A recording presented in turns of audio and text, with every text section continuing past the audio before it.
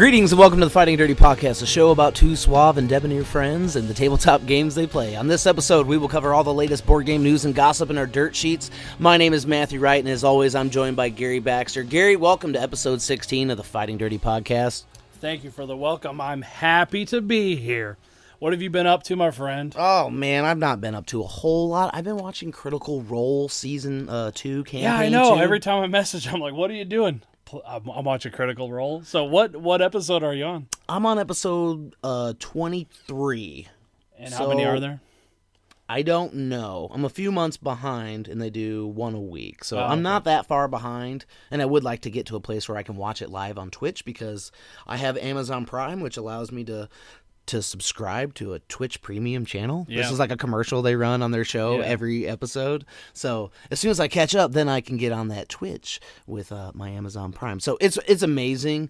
I've played some D&D in the past and always enjoyed playing it. But watching these people play, it just makes me realize what the potential of D&D is and what you can actually do in that game with your friends if you're creative and having fun and full-on role-playing the entire time.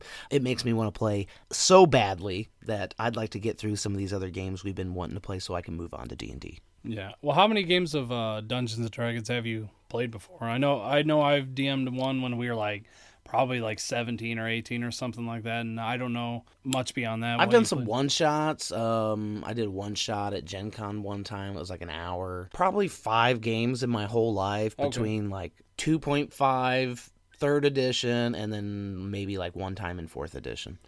And why didn't you ever just want to play before? Just not really into it, or just weren't, It was lame. Oh, okay. That's why. Okay. I was just like, this isn't as awesome. When I watch these guys play, that looks awesome.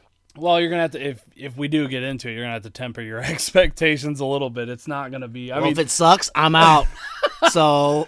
Well, it's on the players too, so I ran a game a while back, and it was a lot of fun, and I had a group of players that weren't into role-playing whatsoever. They didn't coming up with funny things, but they liked combat. So I had one player who was really into, role-playing and the story and following it, and they would make up, funny quips and come up with stuff. But, everyone's different. You can't expect everyone to be voice actors. So I feel like if you're going into it wanting it to be Critical Role, I don't think you're going to like it. Then I'm out. All right. Well, let's move on then.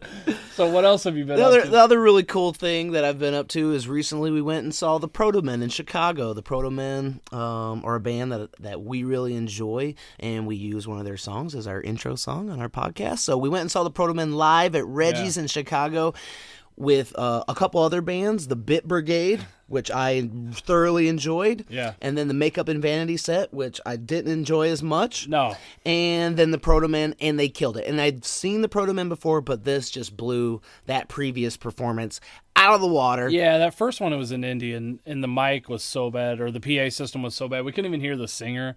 And it was just everything was blurred out and assed out. The sound was just and I couldn't hear anything. So when we went there, it was really neat because 8-Bit Brigade played, and you said, "Oh, this is really cool." They play Mega Man alongside the music, and I was like, "Really? Is it?" I thought it was just a video that they played.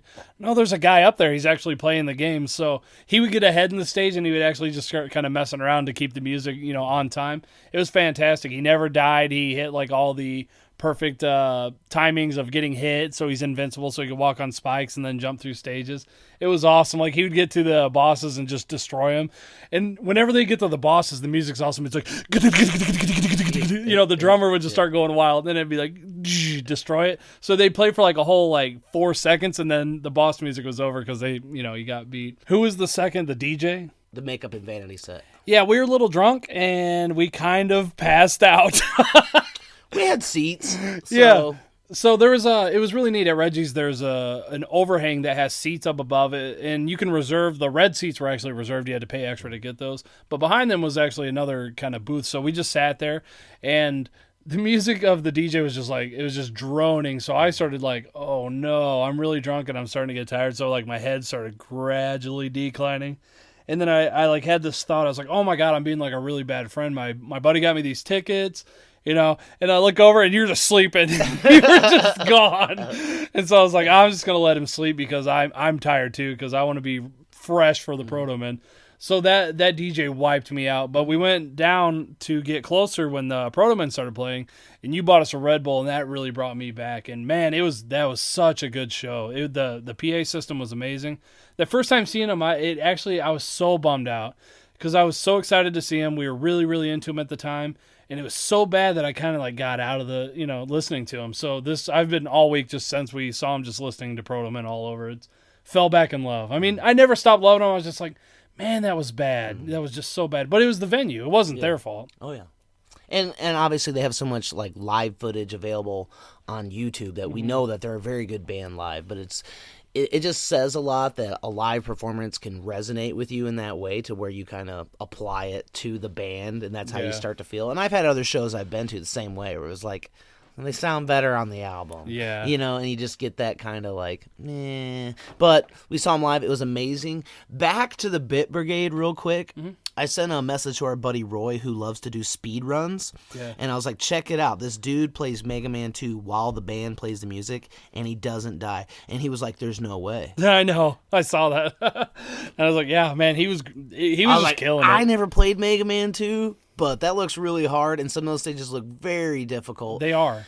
You want to see something crazy? This guy, they do Legend of Zelda live, and the dude is speedrunning Legend of Zelda, and it is 40 minutes to destroy the entire game, and it's like so many patterns in that game to know where to go on that map. Like, I never realized how massive that map is for a Nintendo game. It is, like, insane. Yeah. I don't know. I played some Legend of Zelda as a kid. Obviously didn't get anywhere. This dude, it just blows me away what this guy can do. I know. They're really cool. So if you're into Nintendo at all and you like music like that, you're going to like them. And they have a lot of live footage, too. So check that stuff out. They're really, really good. And I wish I would have bought some of their merch. I didn't get any Proto Men merch either because... I only took $50. I was like, I'm getting a Proto Men shirt. And we went to the bar and we just bought like a bucket of beer and 2 shots, and I was like, well, there goes $50. Gone. So that's Chicago for you, but I had such an awesome time. It was so fun. On the way up, we sat there and we talked about this board game we're working on. It was just a good time. It was just overall it was fantastic. Oh, I started Ozark season 2. Did you watch the first season at all? I watched one episode of it. Oh, and you didn't like it. Yeah. It starts off really slow, but the second season's really, really good. It's picked up a lot quicker, I think, than the first season. So I'm going to stick with that. I'm only on like the 3rd episode. And, since you haven't watched it, we won't talk much about that. But anything else you've been doing? It's on the short list. Which means 4 years from now when it's canceled. And... I tried. When you were like, check out Ozark, I watched an episode. If it doesn't grab me right away, I move on. And then I'll just watch about 72 hours worth of Critical Role. I know. I think you would like it, though. It has Jason Bateman. And if I like it, I'll go deep on it, but it's got to click, and it's got to click right away. That's just kind of creature of the now. I know. That's just who I am. I get it. And I respect that. You want to get to some games or some news? Let's check out all the latest board game news and gossip in our dirt sheet. So I saw this really interesting thing. Magic's coming out. They're having the new set releases today, Guilds of Ravnica. And Wizards of the Coast have cut a deal with Amazon where you can now buy booster boxes for a very low price. Cut well below what the friendly local gaming store will charge you, or Walmart. I've seen them anywhere between the $85 to $89 to $95 range. And if you have Prime, you get free shipping. Yeah. That's 36 packs for around $95. That is an amazing deal. Yeah, it really is. But, I mean, it just sucks. Like, WotC is really bad about supporting their scene. I mean, the scene of Magic takes place in tournaments, and those tournaments take place in stores. So when you're starting to undercut, where your scene is, like, what the fuck are you doing? Is the phrase, cut your nose off to spite your face? Yeah. Is that kind of applicable here? It is. And I tweeted the other day on our Fighting Dirty Twitter. The other day, WotC had this story, or they wrote this story about how this guy, he had a store sponsor his pre-release stuff. And since the store is like one of those really, really small collectible trading card stores, like it's more baseball, hockey, all those cards and stuff, they have it at the library instead. So since WotC has these really specific rules, It's like the store doesn't have a game space. We're revoking this. You can't get this material of Magic. And the guy wrote back, he's like, I understand you have these rules, but I actually do these pre-release for little kids. And it was like 12-year-olds, 13-year-olds. It's anywhere from like 8 to 18. That's this guy. The guy who was emailing him, he wrote for actually MagicTheGathering.com. He's written articles for them, and he's like, I do this for these kids, and they're like, we don't care. We have rules, and it.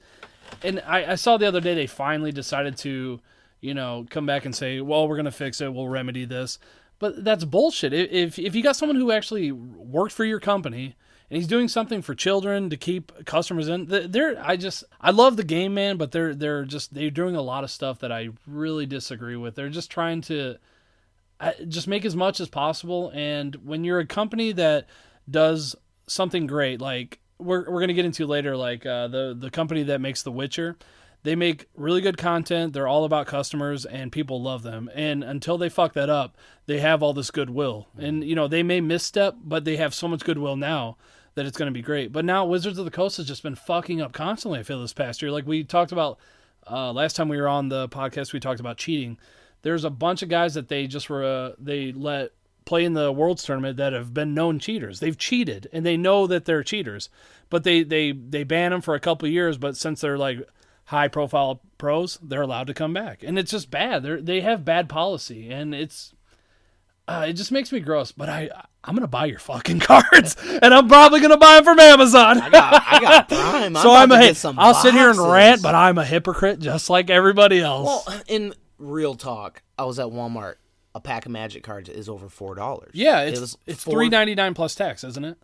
I think they were marked at like $4.50 or something like that. And they come like, it's not like a pack anymore. It's inside, every pack is inside like a cardboard thing. Yeah. And so there's all this extra packaging for a freaking pack of cards, 15 cards. I don't need all this material to go with it. I need a full pack, and let me go to town. Of course I'm going to buy from Amazon. I was at what I would consider the friendly local gaming store recently. And I'm not going to name it because it doesn't matter and they don't sponsor our show. But they do a lot of stuff. They do comics. They do records. They're using that newish model, which is you got to sell a little bit of everything. Yeah.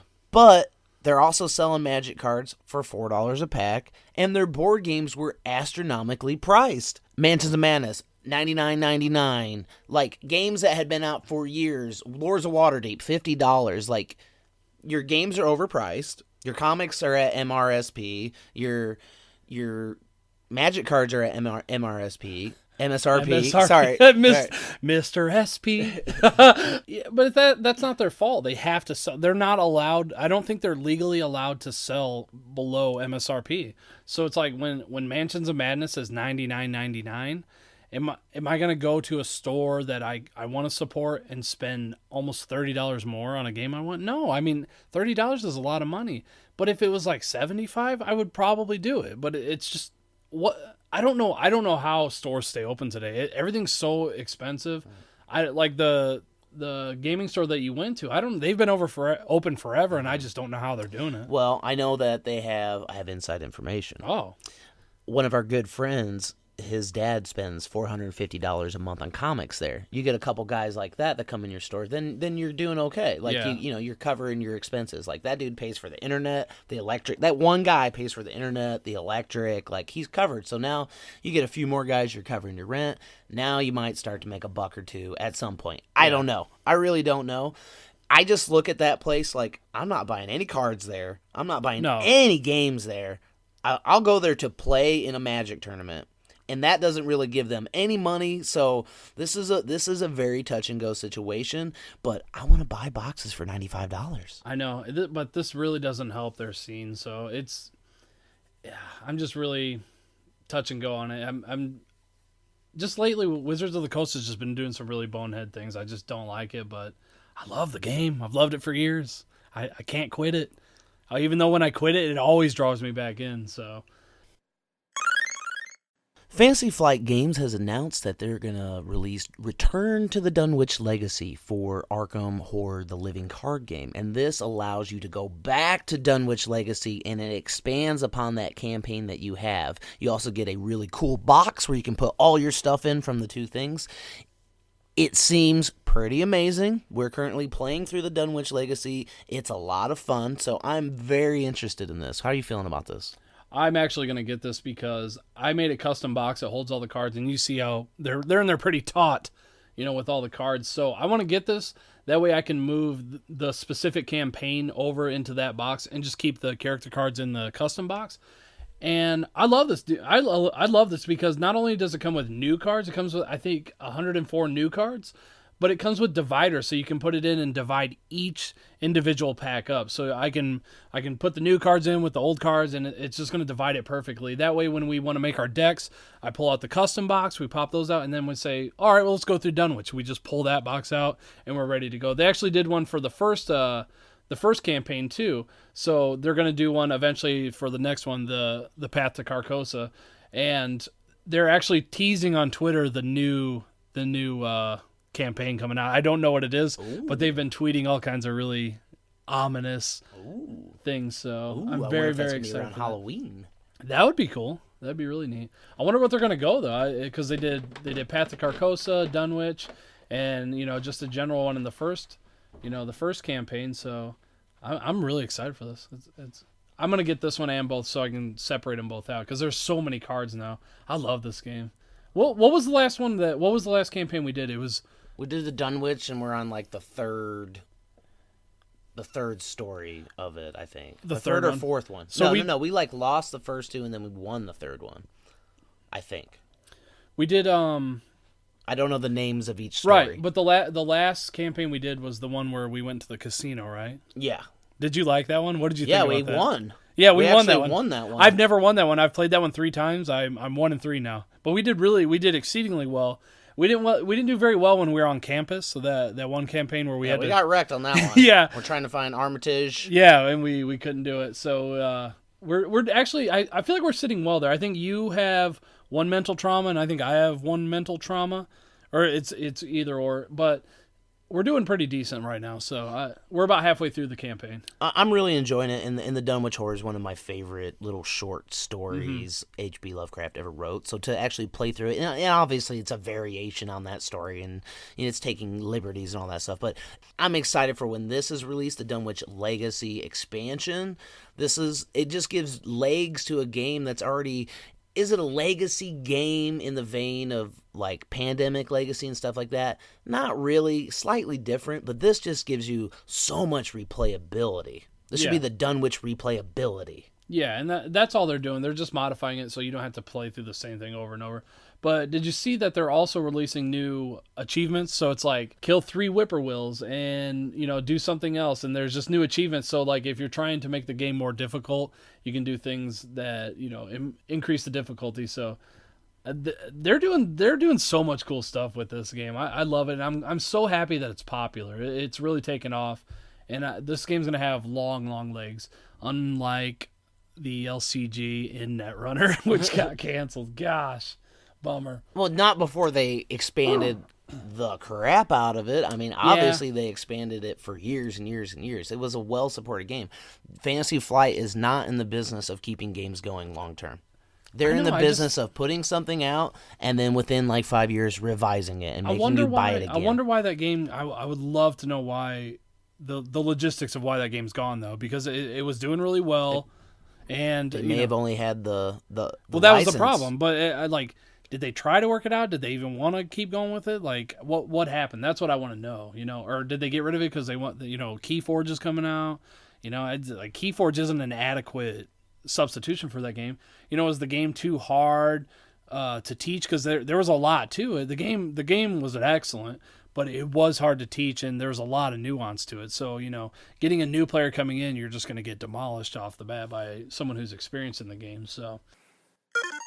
Sticking with Fantasy Flight, what do we have here? There is quite a bit of Fantasy Flight today to talk about because they're a big company and they do a lot of great work. This is another interesting title, almost in the same vein as Keyforge, where it's supposed to be like a very, very unique game. This is Discover Lands Unknown, and the concept here is that there are mechanics that will be in the box that's the same for everyone, but when you get the game, you are getting a unique board game, and the experience that you have is different than the next person's game that they buy. Very unique idea. I know Eric Lang has some thoughts on this one. He says that he invented this idea many years ago and they jacked it from him, but... Corey Konitzka! You stole it! Yeah, I don't know. I really like this. So, like you said, the game has a framework. The mechanics are going to be the same. But you and I get 2 copies. My copy is going to be different than yours, component-wise and possibly story-wise. So what I read was there's 5 different stories, essentially. 4 of them are cooperative, and the other one is more of a competitive game. So there's a lot of variation there. So I really like this. We talked about this last time with Keyforge. I said that, even if Keyforge doesn't do anything, it's gonna pave the way for this random component type of thing. I really like this. I know some people are not liking it because, it's like, what if I get a crappy version? What if I get a desert version? Who cares? Like, it's your game. Like, you bought this game and you have a very unique game. No one else is going to have a game like yours. I like this, and you just have to trust in the process. Fantasy Flight does killer stuff. They're not going to screw this up. They wouldn't come out with this if it doesn't work. So, if you go and look at some of the components, though, they look very much like that Civilization game that I have. It looks a lot like that. So, kind of like the tiles have that hexagonal look.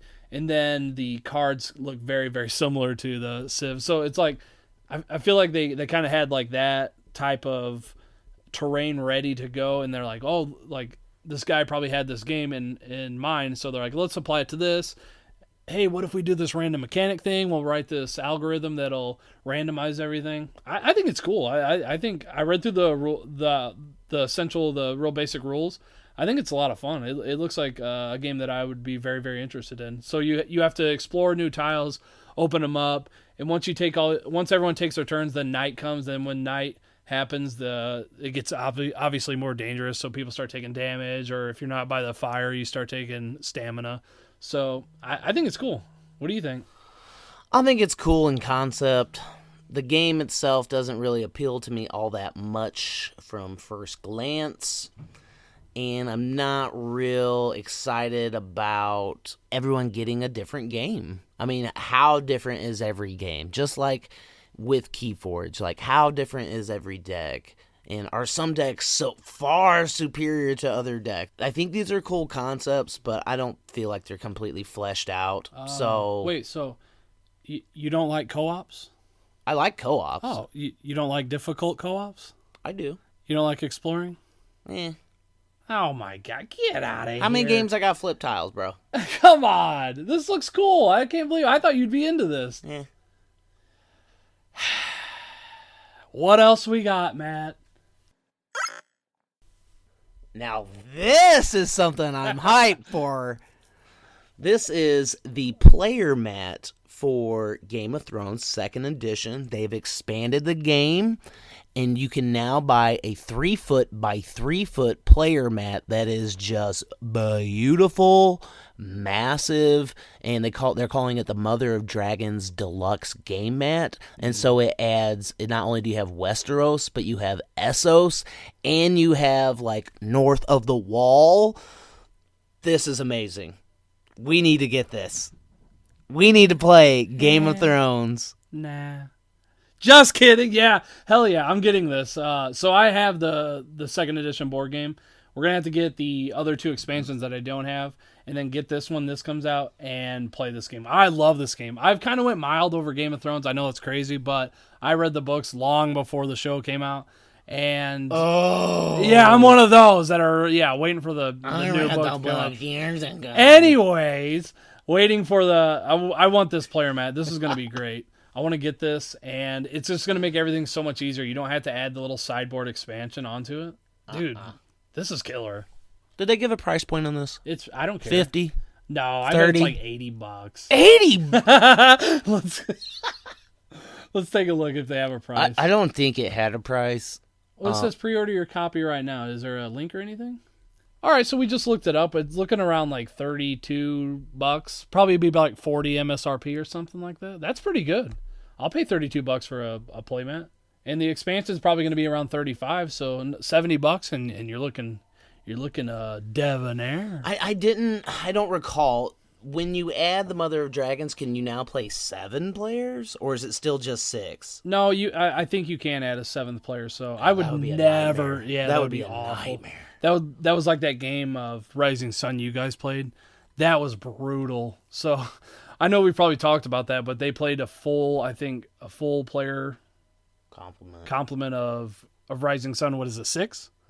And it was miserable. I would never play that. I kind of excused myself from that because I had a feeling it was going to be bad, and it was. It was fun. I mean, God, that game's so fun, but that's too many people. I feel like it kind of happens with Game of Thrones too. You have to have the full player complement to have the full Game of Thrones 2nd edition experience, but adding another player, man, that's going to take like 5 hours. It's a full day. If you want to get in the full Game of Thrones experience, this kind of hypes me up.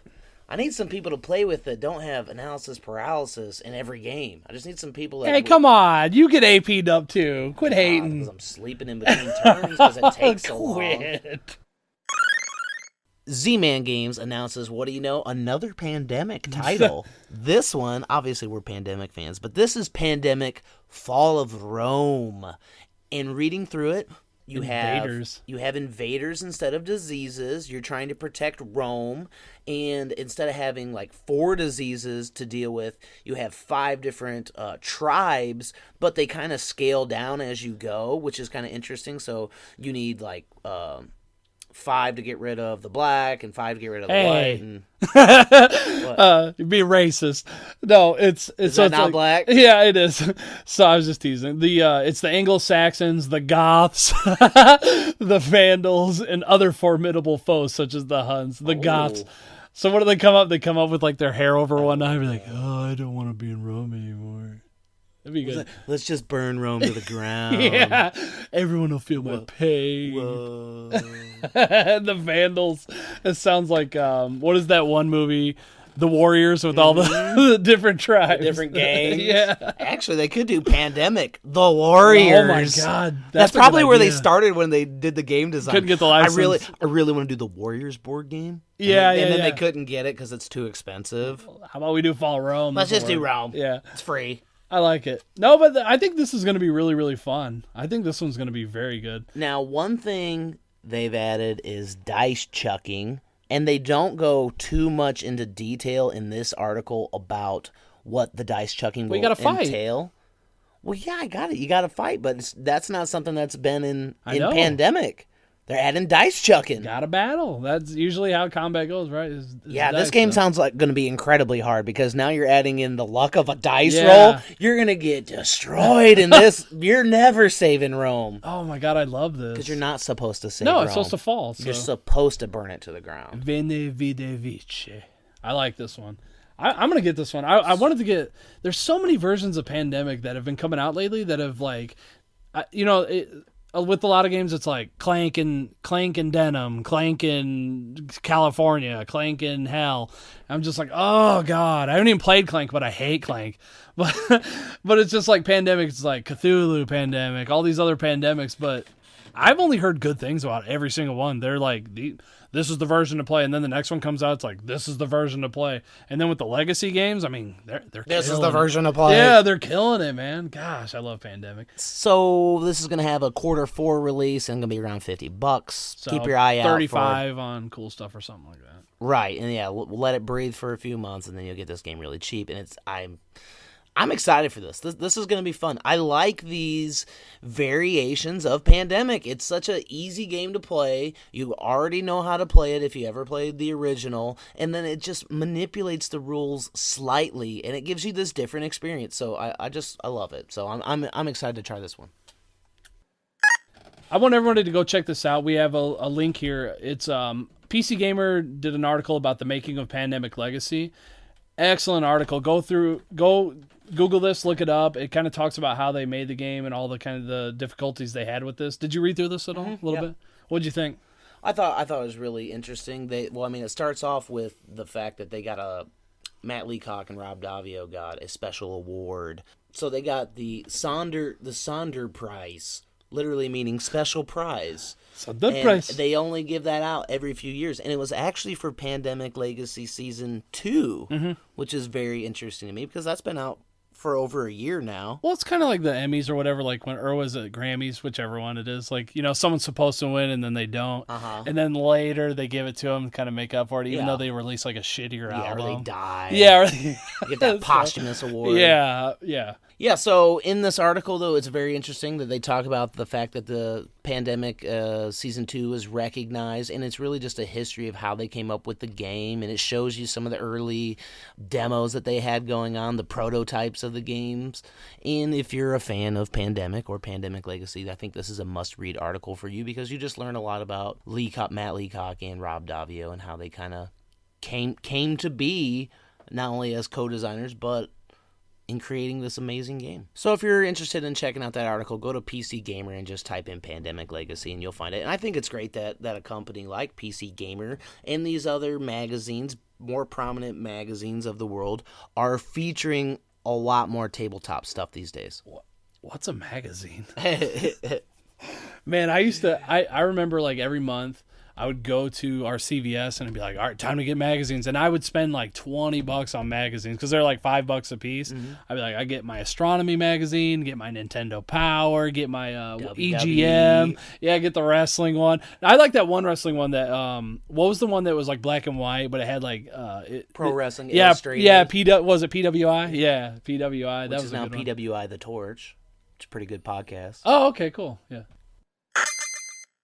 All right, we only have a few items left on our dirt sheets, and I saved the dirtiest stuff for last. Oh, God. First item that we have to talk about here is the Evil Dead 2 game that we have referenced multiple times throughout our show. So if you've listened to our show in the past, you know that we told you don't back this game on Kickstarter. Don't trust this company, Space Goat Productions, and they are now getting bailed out by Jasco Games. Kind of. Jasco's looking to pick up some of the cost, but they're also looking for people to back it. And so the way that I've interpreted it is they need 6,000 more people to back this game so that they can cover all the screw-ups from Space Goat. It's mind-blowing because Evil Dead and Evil Dead 2 is a cool IP to have. I think you should just let this one die. Let it die. Yeah, I mean, God, just let it die. Just let this game die. And not only that, Jasco, look, this looks like a fucking Angel Fire site. This looks like trash. This should go in our one segment. This is trash. Look at the game is trash. And first of all, you know what? Maybe we should skip ahead to this is trash because, you know what? Evil Dead's kind of trash. It's kind of cancer because it's a niche. It's a niche IP. Mm-hmm. It's a cool thing. It's very, very small though and complex. That's like Ash versus the Evil Dead. That show didn't last very long. All that shit goes away. It just it doesn't have staying power like it needed. They needed to make this game long ago, and they're trying to make it now. And if it had been popular, it'd have been super funded. They'd have had plenty of money. They wouldn't have had any issue with it. But just let this shit die. Just stop. Just stop with it. And then don't get the Necronomicon out and don't try to bring this thing back to life. Just let it die. And don't screw over 6,000 more backers. Just let this shit go. The game's going to suck anyways. The game's going to be awful. And it's one of the charming things about Evil Dead is the campiness of it. You have to enjoy a little bit of slapstick. How do you get that across in a board game? The rug gets pulled out from under you. The slapstick is getting 6,000 people more to back it and taking their fucking money, man. That's it. People are idiots. We're just gonna keep fleecing this same crowd of people. I don't know. Yeah. I don't think people are happy. And one thing to talk about is that Jasco, they don't make great games. No. So to trust that they're going to take this IP and run with it and do a great job, ask the people who backed Mega Man how they feel about Jasco or the Street Fighter game or any number of the anime games that they put out. They don't make great games. Jason's company, they don't make great games. Jasco, more like Trashco. Got him. Dude. They fucking suck, dude. Don't buy this game from them. I'm sorry. I don't want to shit on anybody's dream. You know, these people get to make board games for a living, but they're not good. I've played them. I definitively say they're not good. They're not fun. The Mega Man game, I mean, I remember you looking at it and I was like, dude, and you're like, I want to look at it. I was like, all right. And you're like, I remember a year later, you're like, I'm glad I didn't buy that fucking game because we were into Proto Man at the time, like real heavily. You're like, I'm going to get this. I just want the Mega Man minis. And then later you go, man, you can get this game for $1. You can get them minis cheap now. Yeah. And throw the game in the trash. Ugh. Here's a strange story. It's about The Witcher. Yeah. The Witcher is a very popular IP. I never knew where this stuff came from. I just remember one day everyone being like, The Witcher, this new Witcher. And I'm like, I don't know what that is. We played the board game at Gen Con one year, and it wasn't very good. No, the game sucks. But the Witcher 3 video game, people just love it. And this is a story about the guy who wrote The Witcher. Yeah. As in the stories. So, and how many years ago he signed away his rights and took all the money up front. And now that The Witcher has blown up. Now that The Witcher is killing it. He wants money. He wants money. And so, let me read this quote. And this is why I'm going to just say right off the bat, fuck this guy. So here, listen to this quote here. I was stupid enough to sell them rights to the whole bunch. They offered me a percentage of their profits. Let me read that again. They offered me a percentage of their profits. I said, no, there will be no profits at all. Give me all my money right now. The whole amount. It was stupid. I was stupid enough to leave everything in their hands because I didn't believe in their success. But who could foresee their success? I couldn't. And he's referencing CD Projekt Red. Right. That's the company that makes the Witcher games. So, after reading that quote, this guy just said this, fuck you. You are stupid enough to say, I want the fucking money now. Fuck you guys. You're not going to do shit. You guys fucking suck. Give me 10 grand. Give me 10 grand right now. You know what? They turned that 10 grand into millions of dollars. And now you want to just wet your beak again? You want to stick your beak back in the water? Nah, fuck you, dude. You lost out. They took an IP and they made it better. They made your characters better. So you can go fuck yourself. You can take that 10 grand and just fuck yourself with it. He wants 16 million. He wants 16 million. He wants 6%. You know who else wants that? The guy that decided to take the $5 grand instead of the Apple stock. That guy, one of the co-founders. What's his name? I don't know. Nobody cares. Yeah. You know what? You fucked up. You fucked up, and you need to just accept it. You wanted that money. You actually. But I wrote it. Yeah, sure. Those are my guys. Get off the Riviera is my character. Yeah, you signed them over, fuckhead. Hey, enjoy your In profits. perpetuity. Enjoy those. Enjoy your 10 grand and those profits you make off of those books, not off the billions that fucking video games made. Sorry, bro. You shit the bed, and I hate this, dude. I hate it. This guy fucked up. And The Witcher single-handedly has kept this company afloat, but it's another question that will probably get worked out in court somehow. I don't know. I assume this will go to court. He's not getting shit, dude. He won't get shit. And if he does, it'll be a stipend. He signed it away. There's a contract, and all their lawyers are saying like, this is bullshit. Sorry, we turned 10 grand into the lottery. Is that what he signed for? Yeah, it was $10,000. I was looking earlier. Yeah, and somewhere I read he only took 10 grand. He signed the rights away for $10,000. But yeah, that quote right there just lets me know that he was stupid. I mean, he even says that, but then again, he says it like, it's not my fault because this shit wasn't supposed to happen. They weren't supposed to make money. Well, then that just destroys the idea of capitalism. Yeah. Well, maybe they do it differently in Europe. Are you a socialist? Well, here's something that I guess we have 4 stories very quickly. Just real quick, let's talk about this. So that's all I want to say about The Witcher. Screw this guy. And I'm interested in playing the video game. People rave about it. Oh, yeah. I always run behind, so I'll probably be able to pick it up real cheap, and then I can play through it. And not only that, so the Witcher 3 came with DLC that was insane. Like, the DLC was longer than some games are today. So, wow. Yeah, it's amazing. So there was some fallout from Gen Con. in a few episodes ago, we talked about this guy who got punched in the face. He has a YouTube channel. His name's Jeremy Hambley. His website's called The Quartering. And some guy named Mr. Fantastic, whatever the fuck his real name is, who cares? They both got perma-banned from Gen Con. So, there you go, guys. Don't be a dumbass, and don't start fights at Gen Con. That's it. Don't be a dumbass. So, I'm happy. I'm happy with this result. Me too. That shouldn't have happened, and it was just... It's such a strange time we live in. People try to create this drama just to generate more content. And that's exactly what that guy who did. I remember you were like, hey, did you hear this guy got punched? And you were like showing me the video, and I was like, this looks fake. If someone just attacked me in the streets, I wouldn't be acting this way. And it just, I'm glad they're gone. They don't need either one of these dudes there. They're there for, one is like a radical right wing and one's a radical left wing. You know what? Fuck yourselves and get out of here. This is what it's like when worlds collide. Yeah, fuck them both. You want to act like a dumbass? Sorry. You want to go on the meet? You want to go online? You want to go on the meet? You want to go on the meet? Get him out of here. That one guy's definitely on the meet. He's fat as fuck.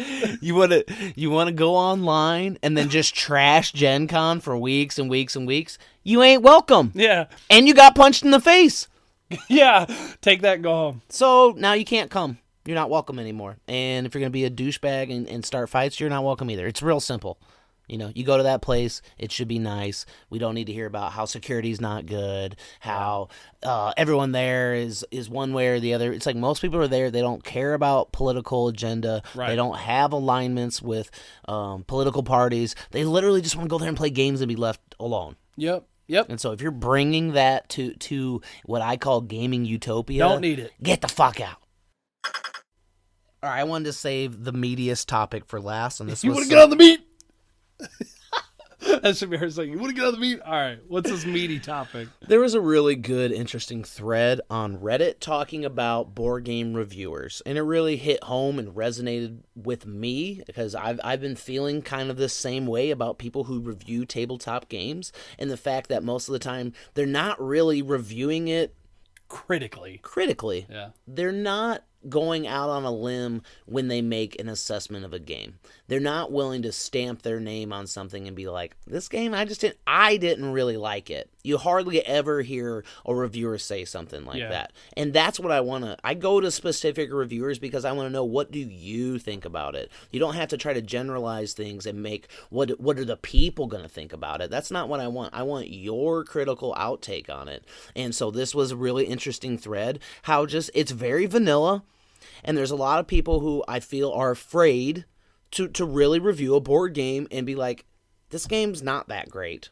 Or this game, while interesting in its mechanics, it just didn't really hit home with me. And that's why certain reviewers I've just kind of stopped messing around with. Are there games I like to see previewed? Absolutely, because I just want to see what the components look like. Do they look like they're good quality? What are the mechanics like in the game? Do I think that's going to be interesting to me?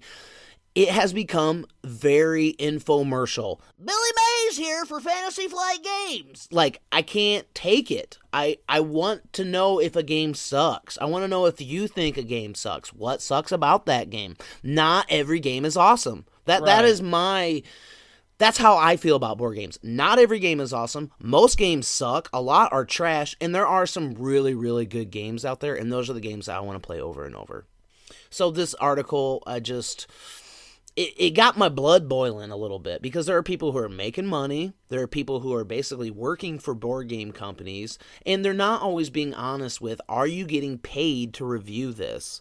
Like, I feel like there is some dishonesty in the reviewing community, in the tabletop creating community. Like, I just cut it straight. I just want to know the facts and what do you think about it? So I really enjoy Shut Up and Sit Down because I feel like they'll shit on a game. They're not afraid to be like, this game, while popular, it's just not for me. And that I respect. Just saying that one thing, like, while this game will sell millions of dollars worth of stuff, it's just not for me because of X, Y, and Z. So what did you think about this?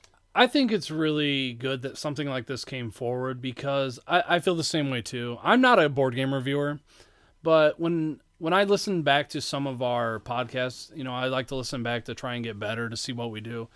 And when I'm essentially saying the same stuff that people that are respected and, that are reviewers, it's like I'm saying, yeah, I love this game. And then they're saying, yeah, I love this game. That's not review. That's just saying how you feel about it. And reviewers should be looking at it in a more in-depth vision of the game. I should know how they feel like about how the balance is, about how the game plays. And a lot of times you don't get that. You get a lot of, I love this game. It's so fun. This is good. And then, a lot of times I wonder how many times did this person play the game, and a lot of times it's like, did they play it once or did they play it 20? And I agree with Shut Up and Sit Down. I don't agree with a lot of their reviews, but I always get the feeling that they've played the shit out of the game before they actually talk about it, and I think that really comes through. And so I think you can really gather how much a game was played from listening to a person's review. If it's really shallow and there's not a whole lot of foresight into how the game will do or what is going on in the game, as opposed to someone like Shut Up and Sit Down where they speak just minutes and minutes about the game. It's apples and oranges, and I want more oranges, man. I want more Shut Up and Sit Down oranges. I want someone to say, this game does this really well. I like how this mechanic does this. This is a really interesting, but it's boring, and then no one says that. No one's like, this is good. This is good. This is good. This is good. Great game. And then they move on. Next week later, this is good, this is good, this game's great. Next game, And, as much as, people want to shit on Tom Vassel's quality of his videos and stuff, a lot of times he'll just be like, this game sucks, His reviews aren't always in depth, but he plays so many that a lot of times you got to taper what you want from him. With Shut Up and Sit Down, they only do a review like maybe once a month or twice a month. So obviously it's going to be more in depth than like Tom Vassell, but you got like you said, with some reviewers I had to take a step back and not really put as much onus into their reviews because I don't feel like they're actually putting the time into the game. So yeah, I'm glad this came forward. It's a very divisive topic. People get pretty upset about it. And I feel a lot of the same way, and a lot of times I don't speak up about it because people like vehemently disagree. If you say anything about someone who's semi-popular, like on Reddit, you're gonna get thrashed. Yeah. So, and it's criticism. A lot of times it's not like, I'm not just trying to say like ad hominem things. I'm trying to like give them constructive criticism, and a lot of times that's just like, you're wrong, this, and that, and it's just like, it's just exhausting and it's not worth, so. Well, to play off your point, I get we are living in the culture of the new. Yeah. We're living in this time where it's just everyone wants the new game, and I don't think that's a great thing because it puts a lot of pressure on these reviewers. Some of them are being paid for this. Some of them, this is their full-time job, is to work on YouTube. They have crowdfunded through the internet to say, this is all I'm doing this year. Support me and watch me review all these games. And then they're compelled to keep up with the Jones. They're just keeping up with the Vassals, and it's really impossible because they're fully staffed. They have full team there.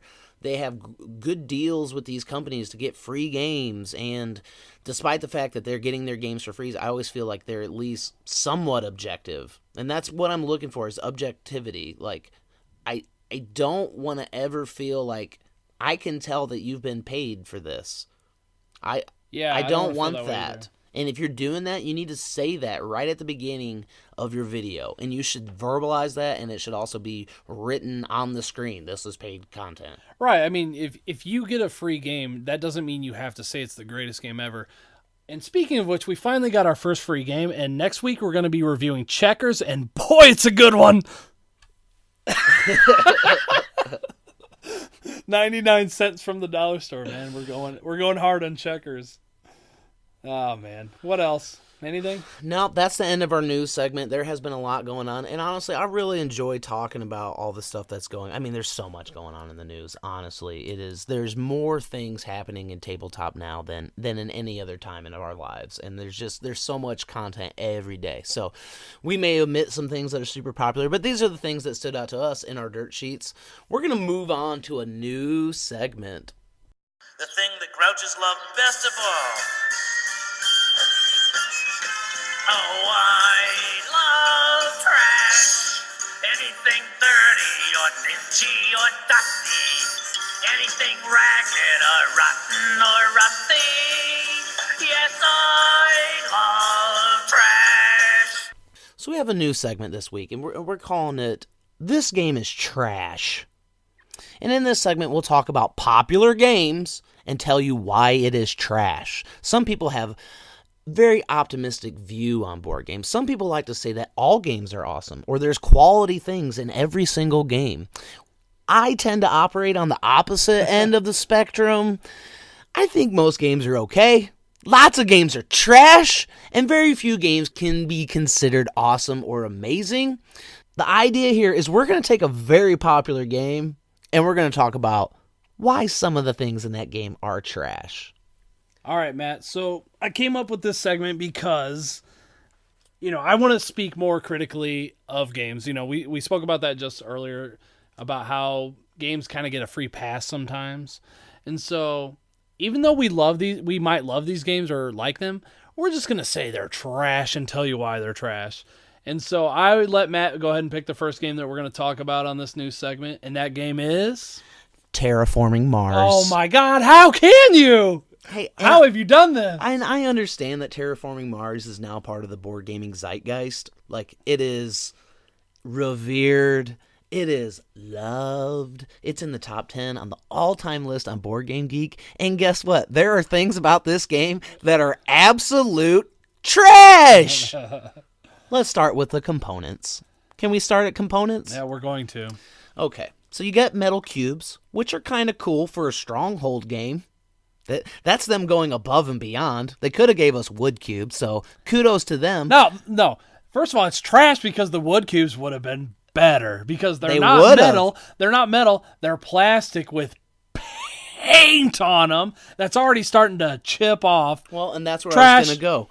After only a few plays, your plastic cubes start to chip and start to look like Trash. shit. So even though you get 3 different size cubes, it kind of sucks that after only a few plays, they start to show their wear.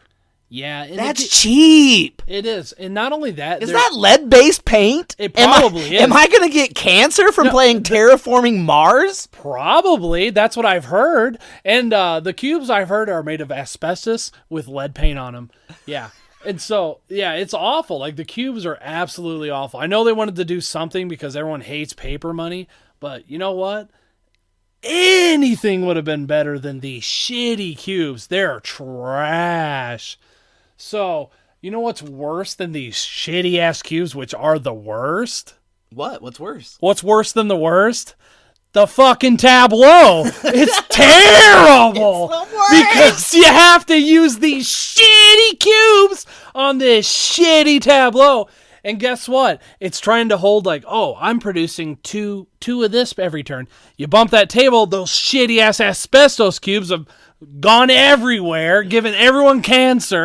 I swear to God, I'm producing 10 titanium every round. I swear to God. We just started. How is that possible? I don't know. That's where the cube is. You bumped my board, bro. Oh my God. And the art on that tableau is trash. It looks like my daughter could have made that art on that. And they probably paid someone to do that. You know what? You should be embarrassed. If you got paid, you should give them back the money. You know what? No. You know what? Stronghold's stupid enough. They didn't pay anybody for that. They had my daughter do it and they didn't pay her. That tableau is ridiculous. It's like they didn't even give you a thick piece of cardboard that stays flat on the table. It's paper. It's paper stock that like bends up slightly, which increases the chances that your cubes can get sprayed all over the table. God, it is literally awful. If I have to buy the broken token or whatever company you prefer to go to make that game fun, if I have to add $50 or $60 cost, that's ridiculous. They should have had a locking mechanism like in Scythe. Mm-hmm. Scythe locks your cubes in place. Yeah. The Reckoners board game, they put cost into that. They spent money to make it so your tableau, your cubes aren't going everywhere. It is ridiculous. And, I mean, I'm sorry. Sometimes I'm eating food and playing games. Sometimes I'm playing with my phone. Sometimes I'm having a beer. I might randomly knock a piece here and there, and then you have that moment. Well, how many steel am I... what's up with my heat? Right. If you have to do that, then you're already... The game's screwed. It is. And it's like, you do that, and then if you win, you're like, fuck, did I cheat? Like, did I have extra? I won by 1 point, and I might have only been producing this much instead of that. Titanium really helped me build them space stations. Yeah, it's fucking trash. It's bad. It's really, really bad. Some of the worst components in a game I've ever seen. Let's move on to the artwork. You prefaced it a little bit. It's god-awful. It is straight stolen from Google Images. I don't think they paid an artist for this. Probably not. I think Steve Bonacourt. I think he was literally on Google Images just copy-pasting this things. looks cool. Yeah, look at this dog. And he's like, oh, here, I'm going to make a space cat. And he takes like those little foam like ears with like the wire that has little like the little balls on the top, puts them on his cat. He's like, yeah, that's an alien cat. You're like, it's awful. I am sure that when they came up with the game, they maybe they didn't know it was going to blow up to this extent. And in hindsight, they're like, I really wish we would have put a little more effort into this. Because I look at the game, and I'm looking at the cards, and I'm just like, it's so bland. It's so dry. And I get it. You're on this blank planet. It should be dry. No, it doesn't have to be. It doesn't have to look like shit. It doesn't have to have super muted color palette. It doesn't have to have any of that. And you could have paid someone to knock it out of the park. And I get it. The game comes with a bajillion cards. Yeah. Like, it comes with an exorbitant amount of cards. So God bless them for at least having that. But you need a good artwork on that. This is a fantastic game. Yep. And that's why we're trashing it, because it is a fantastic game. Yep. We recognize Gary loves this game a lot more than I do. Yeah. But it is a fabulous game. But this has terrible artwork. It's trash. I'll say this right now. There's never been a game in history that needs a second edition more than this game. And I'm talking Arkham Horror, the very first edition in 76, probably better than this game initially, because the components are so fucking bad.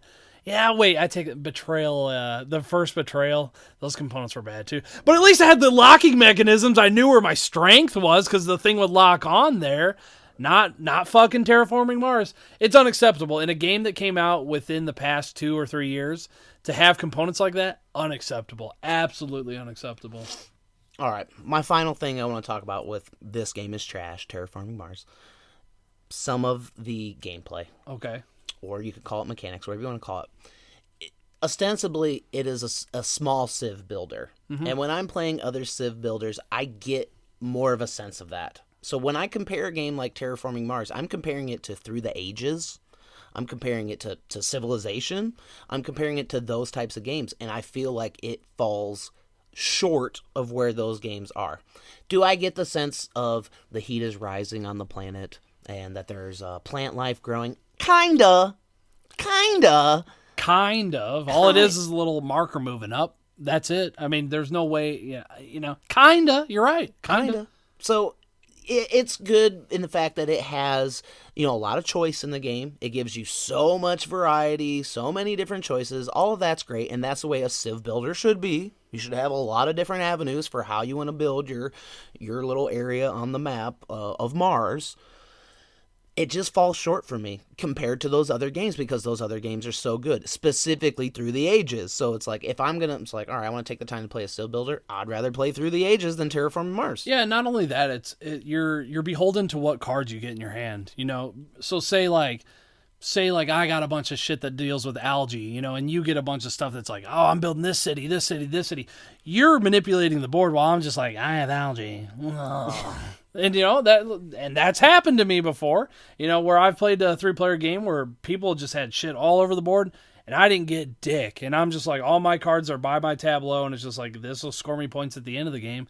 While they're having fun, they're putting stuff all over the board. At the end of the game, I had 3 tiles on the board and that's literally all I could do. Like I had such bad cards that I couldn't even do anything on the board. I had to sit there and wait to try and build up endgame points. I almost won, which was neat, but I felt so hamstrung that the game wasn't fun. And you're beholden to that strategy because it was dealt to you in that way. Where in a game like Through the Ages, say my production of whatever I'm trying to produce is low, there's going to be stuff that comes out later on that I'm going to have an opportunity to get. I just have to be willing to spend it. The drafting in Terraforming Mars doesn't always allow that. And so, like, say you're like, I really need some steel, but none of those steel cards ever come across your path. There's nothing you can do about it. And it's like a card you can use, and it's so ungodly expensive, it's your entire turn. You know, you're like, oh, this costs 30. Well, I only have 32 shitty cubes to pay.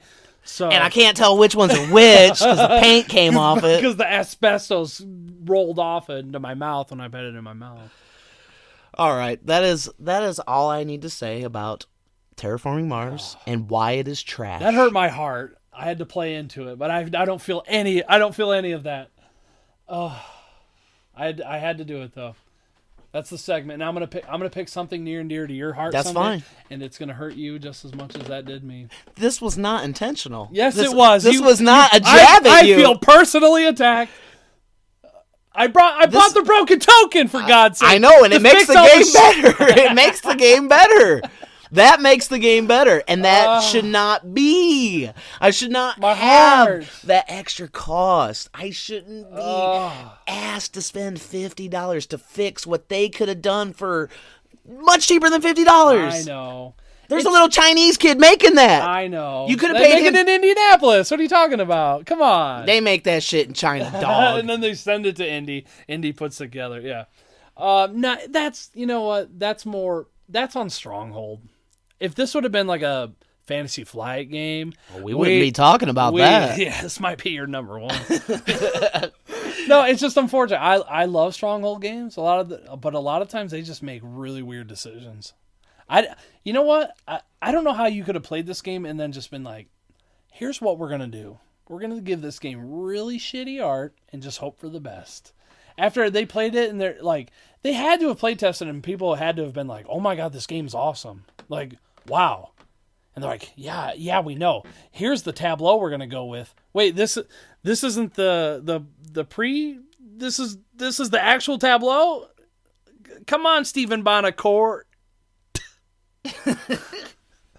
Come on. Yeah, it still hurts my heart to this day. And like obviously, like the game's been fixed via third parties to fix the components, but God, they're awful. God, I liked it. I like trashing games. That was fun. That was a lot of fun. And if anyone gets butthurt about that, we're saying we like the game. Yeah, there are just things about every game that are trash. Yes. Some of your favorite games have some things that are trash in it. Just recognize that. Yeah. Humble yourself. I had to, and it was kind of freeing, actually. It felt like a personal attack initially, but now it's freeing, so. All right, this game is trash. Well, we're going to move on from that heartbreak that was trashing Terraforming Mars, and we're just going to finish up with what we've been playing. So what you been playing? Not much, really. Actually, listen, this isn't a board game, but kind of is, and I'm ashamed. Like, I have to bring this up because I've been playing SimCity Build It. It's one of those trashy-ass mobile games that want you to spend, like, $1. It's just like, just spend $1 and we'll give you some money that you can use to make your city a little better. Or you can play for, 87 hours. And it's just like, I've been playing for 300 hours. I worked all last week, dude, and I would just sit there and I was just building these resources. And I'm just like, I'm not spending any money on this game. And then about 1,000 hours in, I'm like, maybe I should put about $300 in it. Dude, the game is such a slow burn, and I'm just like, I think I'm about done with this game. And then you level up, and it adds a little bit more to the game, and I'm like, ooh! I'll give you another 100 hours. Dude, and it's just one of those trashy mobile games, dude, and I'm straight addicted to it, man. Oh, man, I love it and I hate it. Because I recognize how bad it is, and I shouldn't even be wasting my time. There's so much better I could be doing. I started reading this Brandon Sanderson book, The Way of Kings series, and it's awesome, but I'm just like, man, I got to get back in there because I got some cement production I gotta ship that off, because if I don't, I'm not going to get my money on time. So, yeah, it's bad. I got to stop. I should just uninstall it, but that's what I've been playing. But you don't want to lose 1,000 hours. Right.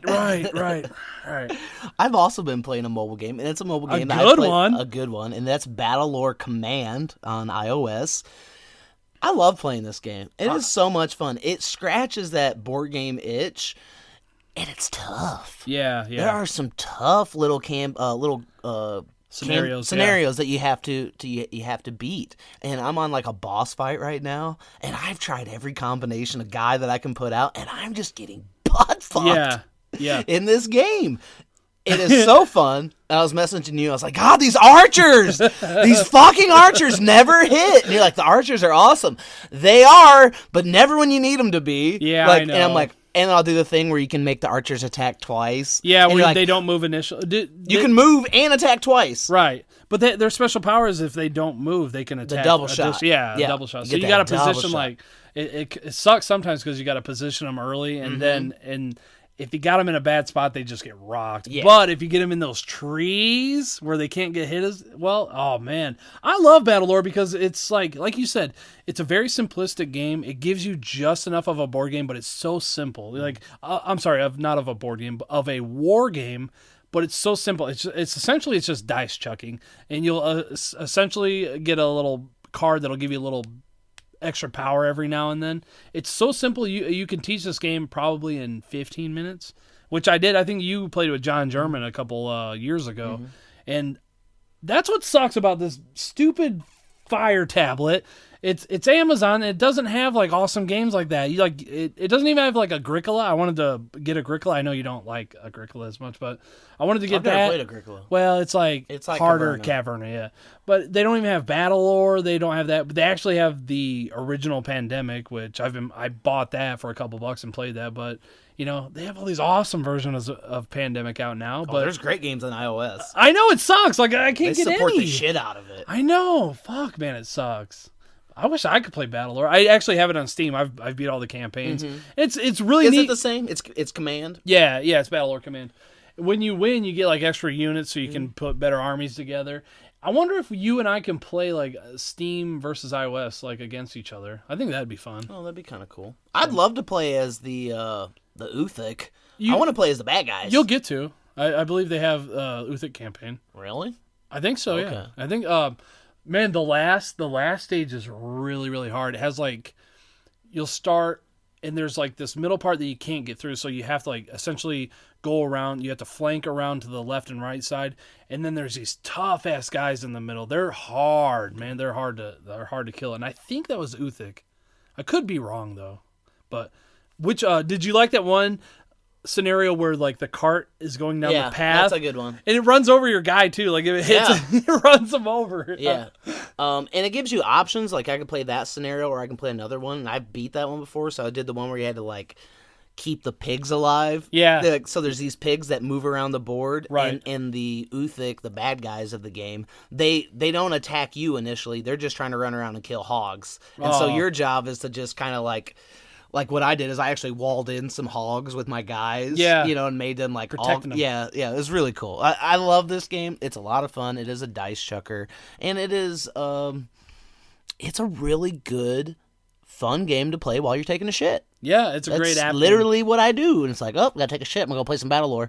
This game, I'm glad that I got all this stuff before it went out of print. I actually picked everything up, and I have 2 copies of the core. Yeah. So I have that, and I have the Undead Army and the other army. So I have all that stuff. That'd be fun. Maybe we should bust that out sometime. Play a Why'd they stop making the game? This is in their world. I don't know. I really don't know. I feel, maybe it just wasn't doing as well. But everyone I talk to loves Battlelore. It's basically Memoir 44, but fantasy. Yeah. It plays well. Fantasy 44. Yeah, and it's fun. That's a great game, man. That's actually good time spent. SimCity Build It? Nah. I need another game to play. I mean, if you get SimCity Build It, we can trade. you can connect it to your Facebook. I'm just saying. And we can trade. That's why you've been sending me those things like, hey, just do this so I can get some free money. I just need some sim bucks, dude. Come on, simoleons. God, so it's like Farmville. Remember when everyone was farming like in like the 2000s? I remember, and I recognize this. I know there's a problem. I can quit any time. I just don't. I just need a buck. I just need a buck. I can quit anytime, but I gotta get a buck first. And it's like here's one of their deals. Why the fuck am I still talking about this? You give them a buck, and they give you they give you like $30 a day. Ooh! Yeah, and these bucks are hard to get, but you have to collect it every single day. If you don't, you miss out. But it's still deducting $1. Automatic. No, yeah, you give them $1. You initially get like $300, and then they're like, get 25 a day, but you have to collect it every day, or it's just gonna miss. Like it doesn't sit there and You have to log in. you gotta log in, pick those bucks up. They're smart. EA, they're so evil, dude. God, they went all in on that on the freemium. Yeah, They're all in on everything freemium now. Yeah. It's kind of free. See, and that's funny when I'm telling people like, what game should we play? And I'll be like, we should all play Overwatch. And they're like, no, that's a game where it's got a bunch of microtransactions. I was like, no, it doesn't. No, it's I go, free. this game's the shit, dude. Yeah. Like, you get characters for free, you get maps for free, and you get loot boxes for playing, but you don't ever have to buy those. And all that is skins and stuff. Right. Like, it's an amazingly supported game, unlike these EA games, which include like Star Wars Yeah. and Battlefront. Like, there's a lot of. I'm sorry, It's Battlefront. Star Wars Battlefront, but what's the game we used to play? Bad Company and shit. Oh yeah. God, why can't I think of it? Battlefield. I said Fuck. Battlefront. All right. I was locked up. Jesus. Yeah, I mean, they've gotten worse about that, but there's been a lot of blowback lately. Like, people are trying to make it illegal for anybody under 18 to purchase those things because it's gambling. It's seriously gambling, and they shouldn't allow it. And they're using their mom's credit card. That's the problem. Yep. They're gambling with other people's money.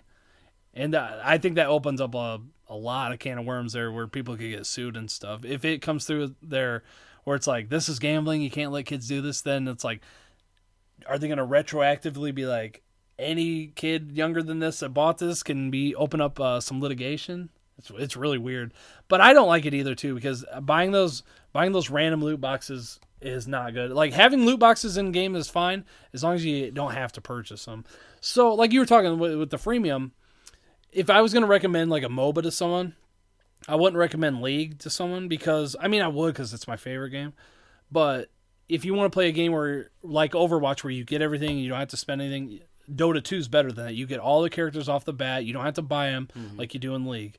You know, eventually in League you'll open them up, but it's such a long grind that it's nearly impossible. Like, I have 2 accounts, and my second account that I play on a bunch too, it's like I'm missing like 40 characters still, and I've played a lot on that. You know, if you ever played, I'd just let you play on that so you could try them all out, but it's still missing characters. You know, I have all of them on my main account. I own all of them, and since I play so much, whenever a new character comes out, I just buy it with the free in-game currency. You know, I have enough where I'll always be able to buy the rest of the characters unless I stop playing. But it's like, yeah, League is kind of like set up so that you purchase money, or you purchase characters too, because you know they go in and out of meta. So if you don't have like a certain character, it's like, fuck, you know, I'm behind, you know. Whereas Dota, you have access to all the characters, and that's how games should be. And it's just like you'll buy, like, I'll support games like that. It's like if I really like a game that's free to play and they don't charge anything like that, like I'll throw in a couple bucks. Like I think Overwatch I've put in like 20 because they had like a really good deal. You got a bunch of loot boxes for like a ridiculously low amount. Well, you get a shitload of loot boxes for cash. Yeah. So it's like I'll throw in $20 to get that because I like the skins and things like that. And they even make it so like you can buy the skins that you want. Like you'll get like gold for shit you already have. So eventually you can get that skin you want. You know, you can't buy it outright, but it's like a push and pull. You get all the characters you have. You're never going to have to buy a character. Or a map. Or a map. You get all that stuff free. So it's like, that's how they make their money. So I feel like that's a good method of doing it. Because not only that, you still get those loot boxes. Every time you level up, you're going to get one. You just won't get those 300 you want to open. And just like, yes! It's like that in Hearthstone, too. Like, it's like, I want to buy all the packs. I want to buy everything. Even though I barely play it, I just want to open packs. So here's something else I've been playing. Pandemic Season 2. Pandemic Legacy Season 2. And we're not going to spoil anything for people, but I'm enjoying the shit out of this game. Yeah. And for people who are like, well, Season 1's way better than Season 2, Is it? Because it is a different game. They're much different game, and I love that about it. And yes, they've swapped out some mechanics and things like that, but it's just a beautifully amazing game. We're about halfway through the months that you have to play. Yeah, so we're in May. So we literally have 1 or 2 more sessions, one really long session or 2 kind of long sessions, and then we're going to be done with it. And I would say at this point, I am enjoying it as much as Season 1 or maybe even more. Okay. And I love Season 1. Yeah, me too. One of my favorite games all time. But I'm really, really enjoying Season 2. It's a different take on Pandemic, and that's one of the reasons I find it so charming and appealing. Yeah. I really like this Season 2. It is so different than the first one. The mechanics are way different, but it adds like a different type of tension, you know. I really like it. And so without spoiling anything, you get to unlock something in the game. And because you have foreknowledge of what that thing is, you know what's going to be unlocked. But even when you unlock it, we're like, yay, what's going to be opened up here? It's and like we a already, loot box. Yeah, and we know what it's going to be, you know, but it's so exciting. I really like this season. I like the little story of what it is. I think it's not really a spoiler. What happened is, like, this is like years. How many years is it? Like 100? 70 some years Yeah. after Season 1. So you're trying to figure out like what happened to the leaders during Season 1. Like what happened to those people that were, you know, the leaders of there, and you find out little blurbs at a time what's going on with that, and it's fantastic. I really like it, and you know what? When It's cool. It adds lore. It adds history. Yeah. You're unlocking information as you go. It's I was so worried. well thought out. I was worried that it was just going to be rushed and just something extra, but I'm excited to finish. And you know what? If there's a Season 3, I'll get it and we'll play it. Well, if you read that article, there is a Season 3. I didn't even see They that. said they're not going to give a date for release because of with production and things. Good. I just hope they take their time and make it like as best as possible, because these 2 games, they've proven that they can do it, and they've been so good. I've never felt in any of the games like this is unfair. They shouldn't have done this. They're so well done that those 2 are just geniuses. I don't know how they could do something like this with a game that just slowly unlocks it, but they figured it out. Oh, if they take a few years between seasons, I'm totally fine with that. I Yeah. watch Rick and Morty. Yeah. I can wait years. I hope that I'm like 60 years old and it's like, y'all want to get together and play Pandemic Season 10? Season X, yeah. You know what I mean? Like, I hope that's a thing.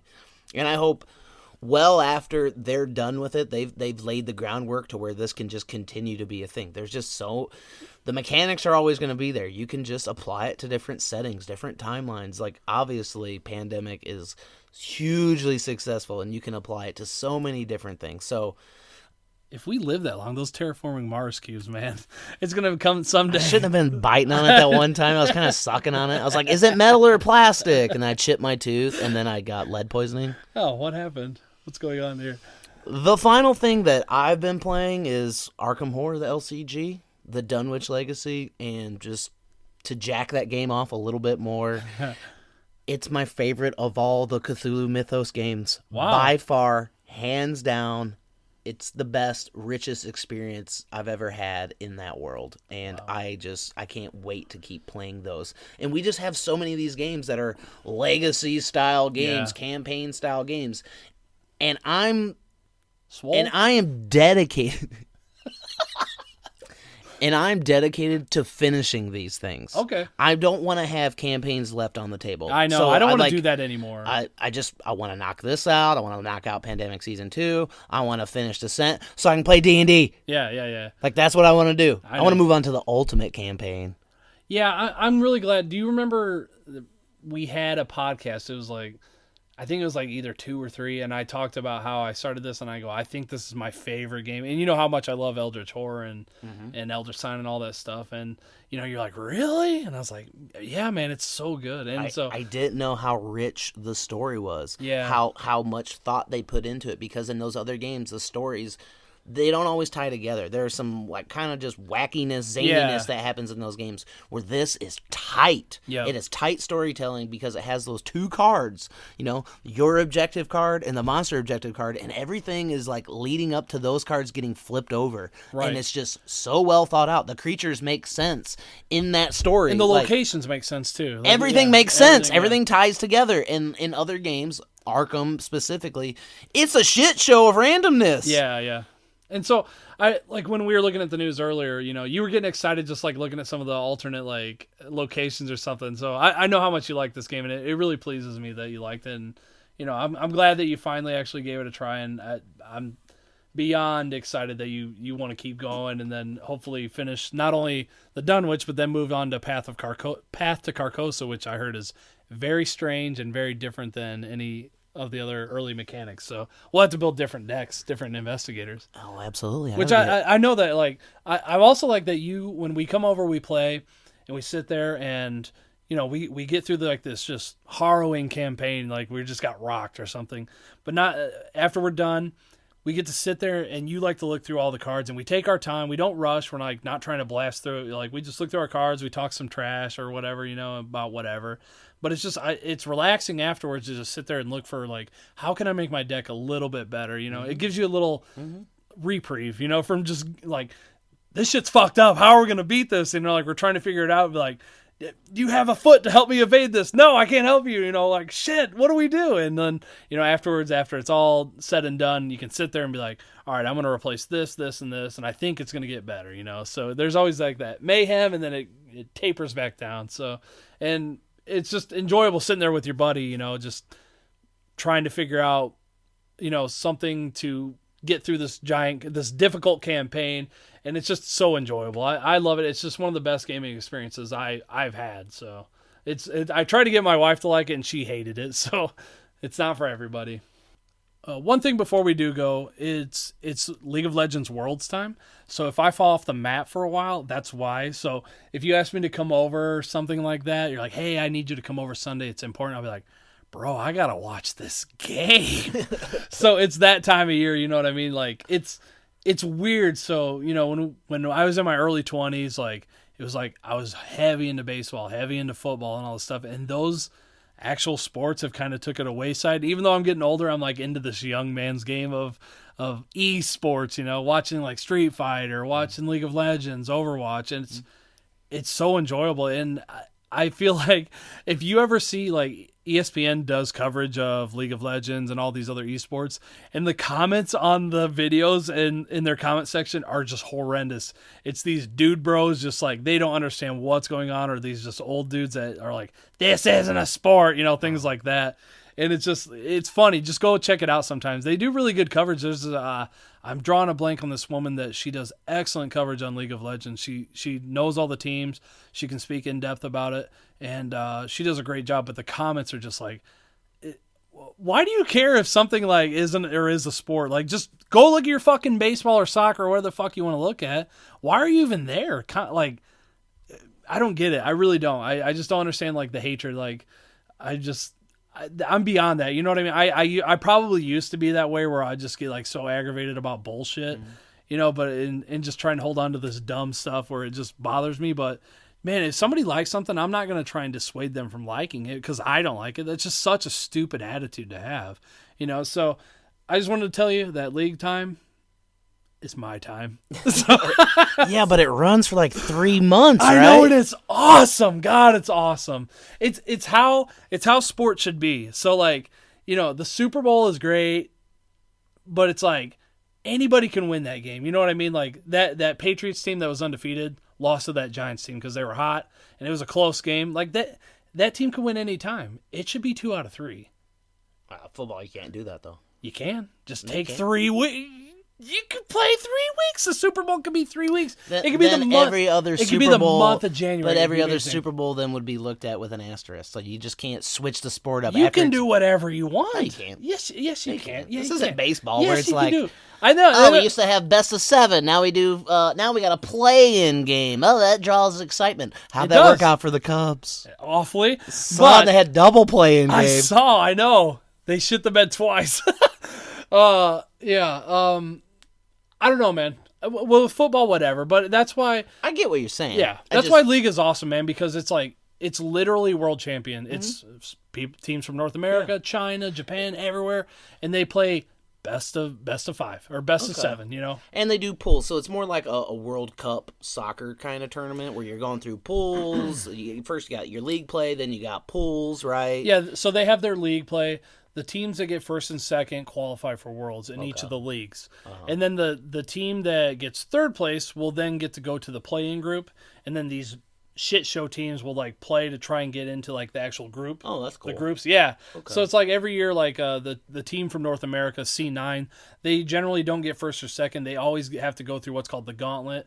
They get like, so the team that gets third place has a chance to go to Worlds, and then the team that got like 4th and 5th, so the 5th place will play the 4th place team. Whoever wins will then play the 3rd place team. That team will play the 3rd place team. Whoever wins will then get to qualify for Worlds. So it's really difficult to qualify. So C9 always does that. They go through the gauntlet, and then they usually do really well at Worlds. They're usually the team that does best from North America. This year, there's a team called Team Liquid, which is the team. They've won both splits in North America, so they auto-qualified for Worlds. So they're going in hot, so that's like our best hope from North America to do this year. But like there's a lot of times like these wild card regions, like Brazil will come in and there's just like they'll have this fucking crazy meta, and they'll do like this really weird stuff that no one's seen. It's like, why the fuck did they do that? And it's because it's like no one had seen it. They try to do these really weird things that no one does just to like throw people off. And it's like, I know this won't make sense because, all right, so you know how in Overwatch, like you eventually build up to your ultimate power and you can use it? Mm-hmm. Well, you get your ultimate power at level 6 in League of Legends. So this one team last year, this was really neat. They took the jungler. He's the guy that goes in the like the weeds and stuff in the middle of the map and fights those monsters. Well, they sent a guy with him to like protect him and like get him to like level 6 as quick as possible. And then at like 5 minutes, he got his ultimate, and it's like a really good ultimate. And like they like went to the bot lane and killed the bot lane because he got his ultimate so fast. Like it was like really, really fast that they got it. And then, like no one had seen like anybody do that. So they always pull out these really weird things during world times, and it's just awesome, man. It's such a fun game to see how the different leagues play. And you know, from North America plays different from Korea, and Korea's awesome. They always win. But this Chinese team is probably favored to win this year. So it's so much fun. I'd love to do a League of Legends podcast. So your eyes are glazing over, so we'll go ahead and we'll end the podcast. So go ahead and take us out, man. All right, well, thank you for listening to this episode 16 of the Fighting Dirty Podcast. Please follow our Instagram account. It's all one word, Fighting Dirty Podcast. We are posting stuff on there almost daily, and I'm doing little 1-minute board game reviews of games that I really enjoy. So check those out. Those are available on the Instagram, and they're also on our YouTube channel. Just search for the Fighting Dirty Podcast on YouTube. You can follow us on Twitter, Fighting_Dirty, or we are also on Facebook, Fighting Dirty Podcast page. As always, we're available for download on iTunes, Stitcher, Spotify, SoundCloud. Please share us with your nerdy gaming friends so they can become my nerdy gaming friends. And if you have a chance, leave a review. Thank you for downloading this show and allowing us into your gaming lives. Gary, thank you for joining me. League time is my time.